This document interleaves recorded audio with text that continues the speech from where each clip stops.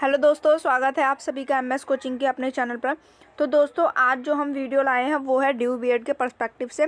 तो इसमें दोस्तों हम ऑल टॉपिक कवर करने वाले हैं जो भी आपके साइंस और सोशल साइंस के बनने वाले हैं। ठीक है, तो वो सारे हम टॉपिक इंपॉर्टेंट कवर करेंगे। जैसे कि आपको पता ही है, साइंस और दोस्तों सोशल साइंस जो आपकी है वो कितने मार्क्स की आ जाती है, लगभग 20 मार्क्स की आपकी आती है। तो 40 नंबर आपके यहाँ से पक्के हो जाएंगे।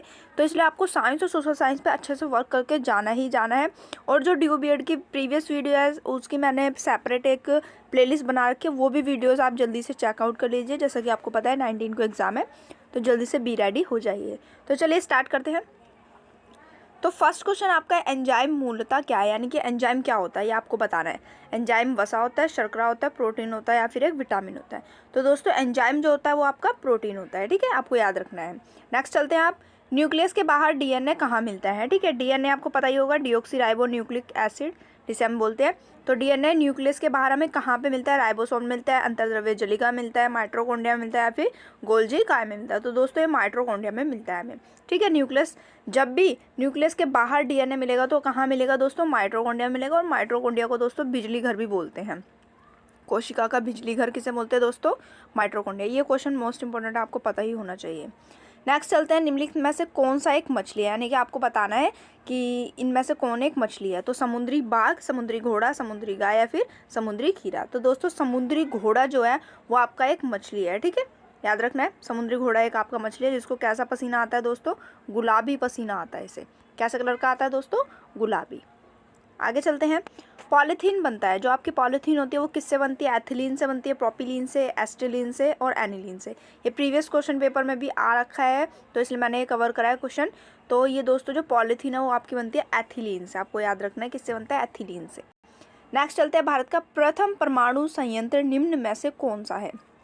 तो दोस्तों ये सारे ही क्या है, परमाणु संयंत्र है। तो आपको बताना सबसे पहला भारत का परमाणु संयंत्र कौन सा था। तो दोस्तों वो था तारापुर। कौन सा था, तारापुर। और तारापुर आपको याद रखना है वो कहाँ पे है दोस्तों, मुंबई में। मुंबई कहाँ, महाराष्ट्र की कैपिटल है, ये याद रखना है आपको। तो तारापुर कहाँ पे आपका, मुंबई में है। ठीक है, नरोरा उत्तर प्रदेश में। कलपक्कम जो आपका है दोस्तों वो आपको कमेंट बॉक्स में जल्दी से मेंशन करना है कि कहाँ पर है, जल्दी से सर्च मार कर। नेक्स्ट चलते हैं आप। किसी उपग्रह में अंतरिक्ष यात्री द्वारा गिरा गया चम्मच, यानी कि अगर किसी भी उपग्रह में अंतरिक्ष यात्री है तो उसने अगर चम्मच गिरा दिया तो वो कहाँ गिरेगा, फर्श पर गिर जाएगा, आंचल रहेगा, उपग्रह की गति का अनुसरण करता रहेगा, स्पर्श रेखीय दिशा में चला जाएगा।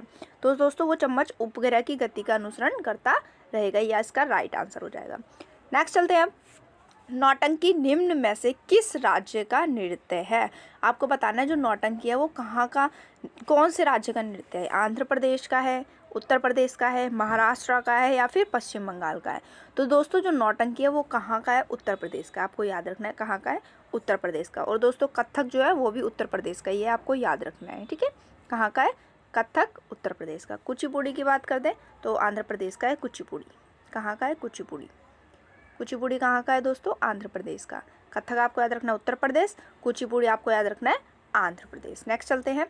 विश्व का सबसे बड़ा नदी द्वीप कौन सा है, यानी कि जो नदी से द्वीप बना है वो कौन सा है। मानपुरा द्वीप है, श्रीलंका है, माजुली है या फिर कोई नहीं है। तो दोस्तों आपको याद रखना है माजुली। माजुली जो हमारे विश्व का सबसे बड़ा नदी द्वीप है, जो कहाँ पर स्थित है दोस्तों, भारत में ही स्थित है। कहाँ स्थित है, भारत में। और कौन सी नदी से बनता है दोस्तों, ब्रह्मपुत्र नदी से। कौन सी नदी से, ब्रह्मपुत्र नदी से बनता है ये, आपको याद रखना है। ठीक है, और दोस्तों श्रीलंका की बात कर लेते हैं। श्रीलंका आपको जैसा कि पता ही होगा भारत का क्या है, ये पड़ोसी देश है, जो कि एक द्वीपीय देश है। द्वीपीय यानी कि जो चारों तरफ से पानी से घिरा हुआ है।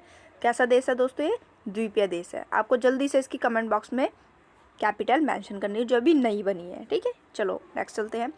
पादप कोशिका भित्ति किसकी बनी होती है। अब आपको बताना है जो पादप कोशिका भित्ति होती है वो किसकी बनी होती है, फ्रक्टोज की, ग्लूकोज की, सेलुलोज की या फिर कार्बोहाइड्रेट की। तो दोस्तों जो इसका राइट आंसर है, जो पादप कोशिका भित्ति होती है वो किसकी बनी होती है, सेलुलोज की बनी होती है। किसकी बनी होती है, सेलुलोज की। और जैसे दोस्तों जो पादप कोशिका होती है और जो जंतु कोशिका होती है उसमें जो इम्पॉर्टेंट जो डिफरेंस होता है वो कोशिका भित्ति का ही होता है। जैसे कि अगर पादप में देखोगे आपको कोशिका भित्ति मिलेगी, लेकिन अगर जंतुओं में देखेंगे तो वो हमारे में नहीं मिलती, जंतुओं में नहीं मिलती, लेकिन पादप कोशिका में कोशिका भित्ति मिलती है आपकी। नेक्स्ट है आपका, मिस वर्ल्ड बनने वाली पहली भारतीय महिला कौन थी। तो आपको बताना है दोस्तों जो भारत की पहली मिस वर्ल्ड कौन बनी थी। लारा दत्ता थी, ऐश्वर्या राय थी, रीता फारिया थी या सुष्मिता सेन थी। तो दोस्तों जो इसका राइट आंसर है वो है रीता फारिया। रीता फारिया भारत की फर्स्ट कौन थी दोस्तों, मिस वर्ल्ड थी। अब आगे बात कर लेते हैं, जो लारा दत्ता थी आपकी मिस यूनिवर्स थी, ठीक है, याद रखना है मिस यूनिवर्स थी ये। और सुष्मिता सेन भी दोस्तों मिस यूनिवर्स थी। और लारा दत्त ऐश्वर्या राय कौन थी, हमारी मिस वर्ल्ड थी। लेकिन पहली मिस वर्ल्ड की बात करें तो रीता फारिया थी, ठीक है।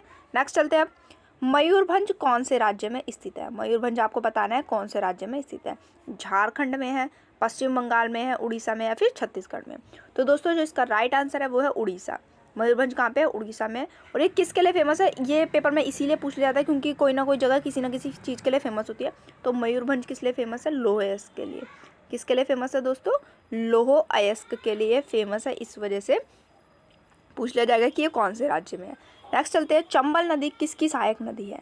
आपको बताना है जो चंबल नदी है वो कौन सी नदी की सहायक नदी यानी कि ट्रिब्यूटरी है। गंगा की है, सिंधु की है, यमुना की है, फिर सोन की है। तो दोस्तों जो चंबल नदी है वो आपको गंगा नहीं टिक करना है। बहुत सारे बच्चे यही गलती कर देते हैं कि वो गंगा लगा देते हैं, नहीं। चंबल नदी जो है दोस्तों यमुना की सहायक नदी, और जो यमुना है दोस्तों वो गंगा की सहायक नदी। और वो सबसे बड़ी, अगर गंगा की सबसे बड़ी सहायक नदी की बात करें तो वो कौन सी होगी दोस्तों, यमुना होगी। कौन सी होगी, यमुना। और यमुना की सबसे बड़ी सहायक नदी टोन्स होगी। मैंने प्रीवियस वीडियो में भी आपको बताया है, तो आप देख सकते हैं, मैं लिंक डिस्क्रिप्शन में मेंशन कर दूंगी, या फिर दोस्तों आप चेकआउट कर लेना। मैं जो पूरी वो बना रखी है ना मैंने प्लेलिस्ट, उसका ही लिंक डिस्क्रिप्शन में मेंशन कर दूंगी। सारी प्लेलिस्ट की वीडियो आप देख लेना, आपको बहुत सारी नॉलेज मिलेगी। और जो लगभग 50% जो क्वेश्चन है वो आपको कवर हो जाएंगे इसमें। तो यमुना की याद रखना, सबसे बड़ी सहायक नदी टोन्स है और गंगा की यमुना है। और जो चंबल नदी है वो किसकी सहायक नदी है, वो यमुना की है, ठीक है। आगे देख लेते हैं, कालबेलिया नृत्य कौन से राज्य का है। आपको बताना है जो कालबेलिया नृत्य है वो कौन से राज्य का है। पश्चिम बंगाल का है, राजस्थान का है, तमिलनाडु का है, फिर जम्मू कश्मीर का। तो दोस्तों कालबेलिया नृत्य जो है वो राजस्थान का नृत्य है, ठीक है। कहाँ का है, राजस्थान का, आपको याद रखना है। नेक्स्ट चलते हैं, भारत के नए उपराष्ट्रपति कौन है। जैसे कि आपको पता है अभी इलेक्शन हुआ है हाल ही में, तो आपको नए उपराष्ट्रपति बताना है भारत के कौन है। वेंकैया नायडू है, प्रतिभा पाटिल है, जगदीप धनखड़ है, या फिर सोमनाथ है। तो दोस्तों हमारे भारत के अभी जो नए उपराष्ट्रपति बने हैं वो कौन है, जगदीप धनखड़। इससे पहले कौन थे दोस्तों, वेंकैया नायडू, ठीक है। कौन थे, वेंकैया नायडू। और सबसे पहली राष्ट्रपति महिला की बात करें तो वो कौन थी, प्रतिभा पाटिल थी, ठीक है, प्रतिभा पाटिल। नेक्स्ट चलते हैं, नालंदा विश्वविद्यालय किसने बनवाया था। जैसे कि आपको पता है बहुत फेमस विश्वविद्यालय नालंदा विश्वविद्यालय, तो आपको बताना है किसने बनवाया था। चंद्रगुप्त मौर्य, इल्तुतमिश, कुमारगुप्त, या फिर बलबन। तो दोस्तों नालंदा विश्वविद्यालय जो आपका था वो कुमारगुप्त ने बनवाया था। किसने बनवाया था, कुमारगुप्त, ठीक है। नेक्स्ट है, वेदों की ओर लौटो नारा किसने दिया। आपको बताना है वेदों की ओर लौटो नारा किसने दिया था। राजा राममोहन राय ने, दयानंद सरस्वती ने, ज्योतिबा फूले ने, या फिर किसी ने भी नहीं। तो दोस्तों वेदों की ओर लौटो नारा दिया था दयानंद सरस्वती ने, ठीक है, दयानंद सरस्वती ने। नेक्स्ट चलते हैं, इंडिया डिवाइडेड पुस्तक किसने लिखी है। आपको बताना है इंडिया डिवाइडेड पुस्तक किसने लिखी है। महात्मा गांधी ने, जवाहरलाल नेहरू ने, सुभाष चंद्र बोस ने, या फिर डॉक्टर राजेंद्र प्रसाद ने। तो दोस्तों इसका राइट आंसर है डॉक्टर राजेंद्र प्रसाद ने इंडिया डिवाइडेड पुस्तक लिखी है। महात्मा गांधी की बुक की बात कर ले तो इन्होंने लिखी है दोस्तों हिंद स्वराज। कौन सी लिखी है दोस्तों, हिंद स्वराज। और कौन से सन में लिखी है आपको ये भी पता होना चाहिए, 1909 में लिखी है। नेक्स्ट है, आपको बताना है रक्त का पीएच क्या होता है, यानी कि जो हमारे बॉडी में ब्लड होता है ना दोस्तों, उसका पीएच मान बताना है। तो इसका पीएच मान होता है दोस्तों 7.4। पीएच की फुल फॉर्म पूछ ले तो पावर ऑफ हाइड्रोजन हो जाएगा, ठीक है दोस्तों, पावर ऑफ हाइड्रोजन। और दोस्तों आपको याद रखना है जो हमारा पीएच स्केल होता है वो कहाँ से कहाँ तक होता है, 0 से 14 तक होता है। और जो न्यूट्रल होता है दोस्तों वो क्या होता है, 7 होता है, जो उदासीन होता है। 0 इस तरफ जाएंगे तो दोस्तों ये अम्लीय हो जाएगा यानी कि एसिडिक, और इस तरफ जाएंगे तो क्षारीय हो जाएगा यानी कि बेस वाले पार्ट आ जाएंगे इसमें। आगे चलते हैं, बाबर और मेदिनी राय के बीच कौन सा युद्ध हुआ था। तो दोस्तों जब बाबर जो है भारत में आता है तो वो बहुत सारे युद्ध लड़ता है, यानी कि 4 पूरे युद्ध लड़ता है। तो आपको बताना है मेदिनी राय के बीच जो युद्ध लड़ा था उसका नाम बताना आपको। पानीपत था, पानीपत की दूसरी लड़ाई थी, या फिर चंदेरी था, या फिर कोई सी नहीं था। तो दोस्तों इसमें आ जाएगा चंदेरी का युद्ध किस किस के बीच में होता है, बाबर और मेदिनी राय के बीच में होता है। नेक्स्ट चलते हैं, सतरिया नृत्य कौन से राज्य का है। सतरिया नृत्य आपको बताना है कौन से राज्य का। दोस्तों ज़्यादातर आपको पता होना चाहिए, सारे राज्यों के फेस्टिवल पता होने चाहिए, नृत्य पता होना चाहिए ज़्यादातर का, ठीक है। और साथ में कैपिटल तो आपको मोस्ट इम्पॉर्टेंट है कि आपको पता होना चाहिए कितने स्टेट है भारत में और कितने यूनियन टेरिटरी यानी कि केंद्र शासित प्रदेश है, सारे पता होने चाहिए। साथ में उनकी कैपिटल्स पता होनी चाहिए। तो सत्रिय नृत्य कहाँ का है? असम का है, अरुणाचल प्रदेश का, तमिलनाडु का है, फिर पश्चिम बंगाल का है। तो इसका राइट आंसर है दोस्तों असम का है। कहाँ का ये? असम का है। आगे चलते हैं। PR सीरीजेस कौन से खेल से संबंधित है? तो आपको बताना है PR सीरीजेस जो है वो कौन से खेल से संबंधित है? क्रिकेट से है, हॉकी से है, टेबल टेनिस से है, फिर फुटबॉल से है। तो दोस्तों ये है हॉकी से संबंधित है PR सीरीजेस। आगे चलते हैं। किस केंद्रीय शासित प्रदेश में वनों का क्षेत्रफल सबसे कम है? ये मोस्ट इंपॉर्टेंट क्वेश्चन है आपका। तो आपको बताना है कि कौन सा ऐसा यूनियन टेरिटरी है जिसमें वन यानी कि जो जंगल है, फॉरेस्ट है, उसका क्षेत्रफल सबसे कम है। दिल्ली में है, पुडुचेरी में, लक्षद्वीप में है, फिर लद्दाख में। तो दोस्तों सबसे कम जो है वो किस में है दोस्तों? पुडुचेरी में। किस में? पुडुचेरी में। नेक्स्ट चलते हैं। कांग्रेस का विभाजन कौन से अधिवेशन में हुआ? तो आपको बताना है जो कांग्रेस है वो 2 भागों में कौन से अधिवेशन में बट गई? 1907, 1916, 1924 या फिर 1925? तो दोस्तों ये 1907 में बट गई थी। ठीक है, कब बटी थी? 1907 में। और कौन कौन से भागों में बटी थी? नरम दल और गरम दल। ठीक है, नरमपंथी और गरमपंथी। मतलब नरम मतलब जो ज़्यादा लड़ाई झगड़ा पसंद नहीं करते थे, गरम जो लड़ाई झगड़ा ज़्यादा पसंद करते थे। 1916 में दोबारा एक हो जाते हैं। 1924 की बात करें तो इसकी अध्यक्षता कौन करते हैं? गांधी जी करते हैं। ये आपको याद रखना है, पूछ लिया जाता है कि गांधी जी ने कांग्रेस अधिवेशन की अध्यक्षता कब की थी, कौन सा अधिवेशन में की थी? तो 1924 में की थी, बेलगांव अधिवेशन में। ये इंपॉर्टेंट है। ठीक है, और 1925 की बात करें तो इसकी अध्यक्षता करी थी दोस्तों सबसे पहले सरोजिनी नायडू ने, जो भारत की पहली महिला थी जिनने कांग्रेस के अधिवेशन की अध्यक्षता की थी। नेक्स्ट चलते हैं। शेरशाह सूरी का बचपन का नाम आपको बताना है कि क्या था? फजल अली था, फरीद खान था, साकिब था, सलीम था? तो राइट आंसर है फरीद खान था। क्या नाम था इनका? फरीद खान। नेक्स्ट चलते हैं। नीति आयोग का गठन कब हुआ? आपको बताना है जो नीति आयोग है वो कब बना है?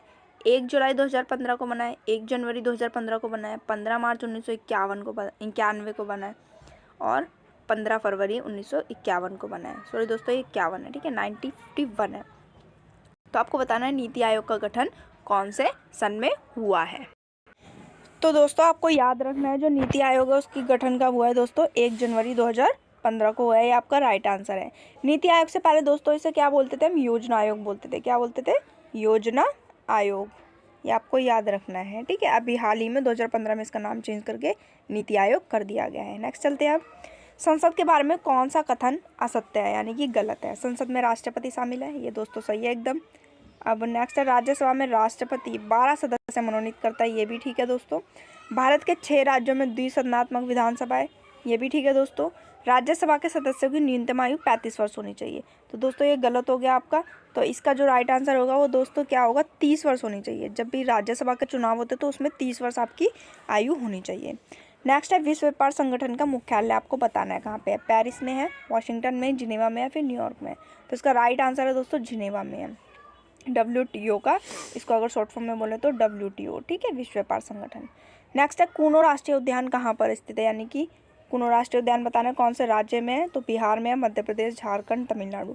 तो दोस्तों इसका राइट आंसर है मध्य प्रदेश में है कूनो राष्ट्रीय उद्यान। राष्ट्रीय उद्यान की भी मैंने एक सेपरेट वीडियो बना रखी है कौन से राज्य में है, तो आप वो भी चेकआउट कर सकते हैं। नेक्स्ट चलते हैं। ओजोन संरक्षण दिवस कब मनाया जाता है? तो आपको ये पता होना चाहिए। ओजोन संरक्षण दिवस कब मनाया जाता है? 16 अगस्त को, 16 सितंबर, 16 अक्टूबर, 16 दिसंबर? इसका राइट आंसर है दोस्तों 16 सितंबर को मनाया जाता है। डेज की भी मैंने मतलब कौन सा डेज, इंपॉर्टेंट डेज सारे कवर कर रखे हैं, उसकी भी मैंने एक सेपरेट वीडियो बना रखी है, वो भी आप जल्दी से चेकआउट कर लीजिएगा। तो इसका राइट आंसर हो गया 16 सितंबर। So thank you for watching this video. तो ये थी आपकी आज की वीडियो। आशा करती हूँ आपको समझ आ गई होगा। और कोई भी क्वेश्चन में डाउट है तो आप कमेंट सेक्शन में मेंशन कर सकते हैं, और कैसी लगी वीडियो कमेंट सेक्शन में मेंशन कर दीजिएगा। Thank you.